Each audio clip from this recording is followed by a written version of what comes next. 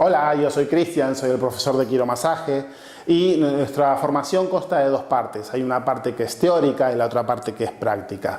En la parte teórica hablaremos sobre conceptos de anatomía y fisiología y para ello, para que sea ágil, divertido y para que tú adquieras muchos conocimientos, gastaremos las nuevas tecnologías. La parte práctica, trabajaremos todas las semanas en camilla para que tú a lo largo del año adquieras mayores conocimientos y seas un profesional excelente en el quiromasaje. Nuestra formación también se caracteriza por trabajar con grupos reducidos. Desde Ibatena priorizamos la calidad a la cantidad. Preferimos pocos buenos quiromasajistas que muchos. Te esperamos. Muchas gracias.